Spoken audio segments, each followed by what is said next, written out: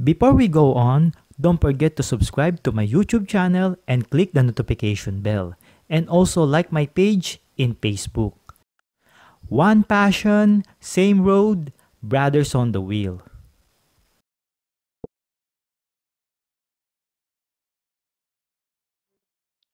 Brothers on the Wheels, ang business type motorcycle o sa tawag nating Pantra motorcycle ay matagal na nating kaakibat sa daanan. Way back pa ng mga tatay at mga lolo natin sa mga panahong ang iingay pa ng mga pampasada. Dahil ito ay isang two-stroke na motorsiklo. Kaya naman maraming brand at model ang mga sumikat dahil sa nagpakita ito ng tibay at dekalidad sa kalsada. Una na dyan ang Honda TMX 125 at 155, Kawasaki Barako, Suzuki Mola at Yamaha STX. Kasama na rin dyan ang mga batikan na two-stroke na motor, ang Yamaha RS100, Kawasaki HD Series at Suzuki X3. Kung may mga nalimutan ako mga brothers, idagdag nyo na lang sa comment.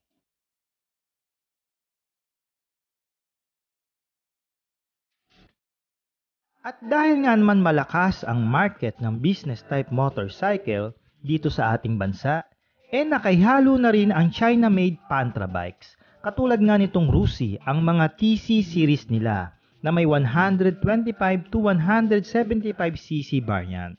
Ang Motorstar meron din sila. Nakilala na rin dyan ang Euro Daang Hari 150 at 175cc. At ang panghuli, ang Skygo motorcycles na may tatlong model bikes pagdating sa business type motorcycles. Ito yung Wizard 125, Prince 125 at King 150. At ang pinakabagong labas nilang Pantra, ang Wizard 175. At yan ang pag-uusapan natin ngayong linggo, mga brothers on the wheel.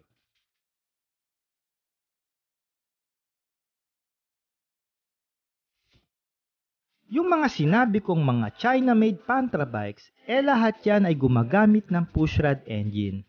Gaya nga ng sabi ko sa ating previous vlog, malakas kasi ang torque ng pushrod, kaya naman ito pa rin ang advisable na malagay sa mga business type motorcycle.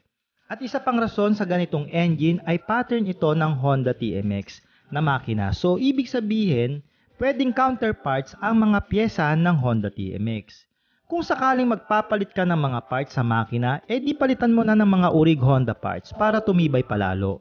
Kung maliit naman ang iyong budget, marami pa rin sa mga local motorcycle shop na mabibila ng pyesa. So sa madaling salita, madali lang imintina at low maintenance lang ang mga ganitong uri ng motorsiklo.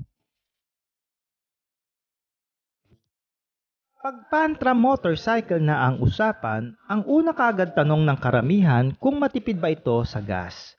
Yes indeed, ito ay may reading na 40 to 43 km per liter in fuel consumption. Based yan sa website ng Lipan. Since ang makina ng Skygo ay supply ng Lipan Motors, kasama na rin ang mga design nito. At isa ito sa nagustuhan ko sa Skygo. Isang supplier lang sila sa China, hindi katulad sa iba kung saan saang supplier nakuha ng mga motorsiklo na hindi mo alam kung anong kumpanya sa China. Ito ay merong 174.5 exact cc na single-cylinder air-cooled vertical engine. 4-stroke na pushrod type ang makina, carburetor ang sistema ng fuel na naka Euro 3 ready. Borrowing stroke 62 by 57.8. Compression ratio 9.6 by 1. Ito ay kayang gumawa ng 13.4 horsepower at 8,000 RPM maximum power, and 12.8 Nm at 6,500 RPM in maximum torque. 5-gear manual transmission at dalawang klase ang starting nito, DC pa at electric.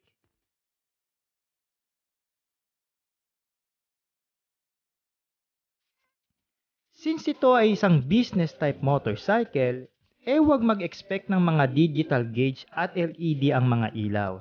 Dahil ito ay may simpleng instrumento lang pagdating sa lighting system at panel gauge. Siyempre hinatak yan ni Skygo para mas abot kaya pa ang presyo. At yun naman talaga ang purpose ng Skygo Company, makapagbigay ng pangmasang motorsiklo sa bawat Pilipino. Ang tangke nito ay umaabot sa 10 litro kasama ang reserba. Naka-standard drum brake ang gulong sa harap at likuran na makikita rin natin sa ibang mga Pantra bikes.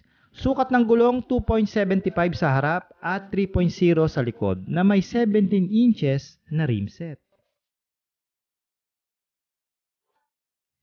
Ang upright position ng Wizard 175 ay nakapagbibigay ng extra comfort sa rider kahit may karga pa itong mga mabibigat na karga.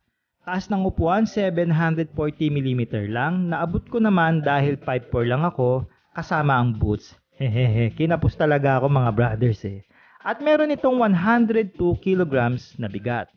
Hindi ko nasasabihan ng maximum speed since hindi naman nakadesign ang ganitong motor sa mga racing kamote style. Ang ipapayo ko na lang kung lalagyan nyo ng sidecar ang motor na ito, mas okay pang palitan na sprocket combination eh. Sample, 16 by 48 teeth or 17 by 51 teeth. Bakit ko nasabi? Kasi nga mas maraming ipin ng sprocket, mas malakas ang hatak ng makina at hindi ganun kahirap sa kargahan at panikan. Kahit ako mga brothers on the wheels, sa Rusi Classic 250 ko, gumagamit ako ng 17 by 51 teeth sprocket combination kahit walang sidecar dahil mas malakas ang hatak, may dulo at less vibration sa aking motor.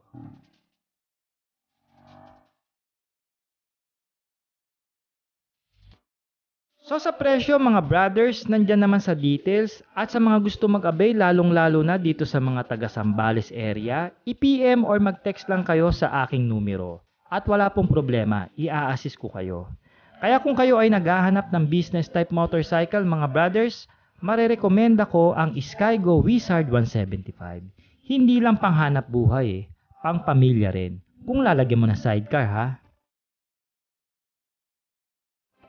Ako po si Art ng Sork Moto. Salamat po sa panonood ng ating episode at magkita-kita po tayo ulit next Sunday para sa isa na namang review episode ng Skygo Hero 125. Cheers!